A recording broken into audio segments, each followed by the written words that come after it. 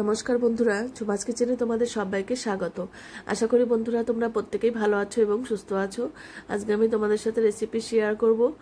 সন্ধ্যার সময় তোমরা এই রেসিপিটা দেখবে চা দিয়ে কিন্তু খেতে পারবে। নিমকি কিন্তু চা দিয়ে কিন্তু বেশি ভালো লাগে। এবার দেখো এখানে আমি নিলাম আটা। আমি আটা দিয়েই এই নিমকিটাকে করব।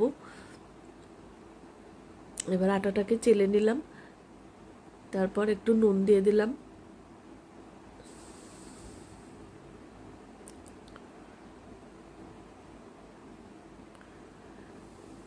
এবার একটু বেকিং সোডা দিয়ে দিলাম।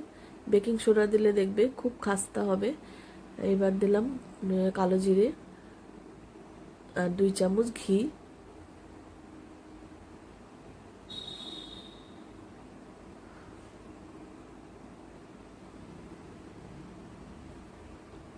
এবার খুব ভালো করে ময়ান দিয়ে নেব।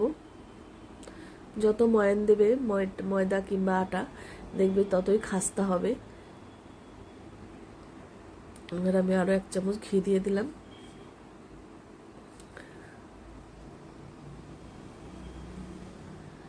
দেখো এরকম চাপ দিলে যাতে এরকম দলা বেঁধে যায়, এরকম হলে বুঝতে পারা হবে তখন যে এটা ময়ান দেওয়া কিন্তু হয়ে গেছে। দেখো একটু চাপ দিলেই এরকম হয়ে যাচ্ছে। এবার অল্প অল্প জল দিয়ে একটা ডো তৈরি করতে হবে। খুব বেশি জল দেওয়া হবে না, একটু টাইট টাইট থাকবে।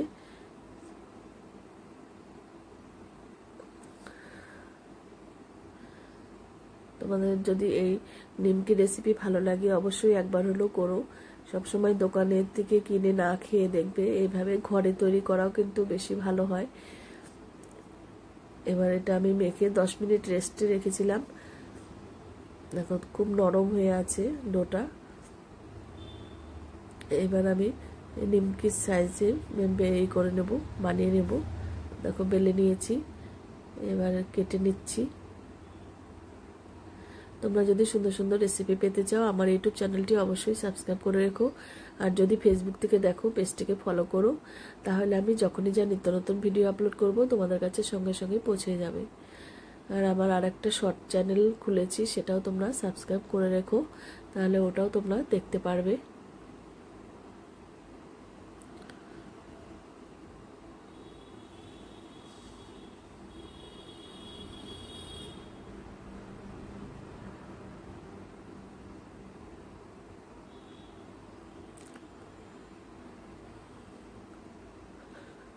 এবার সাদা তেল আমি আগে থেকে গরম করে নিয়েছিলাম, এবার ভালো করে গরম করে নিতে হবে। এবার দিয়ে দিলাম।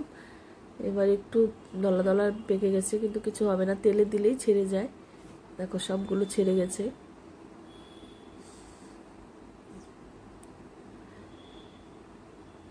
দেখো আমার ভাজা হয়ে গেছে, একটু লাল লাল করে ভেজে নিয়েছি। এবার নামিয়ে নেব। দেখো ভাজা হয়ে গেছে, খুবই খাস্তা মুচমুচে হয়েছে।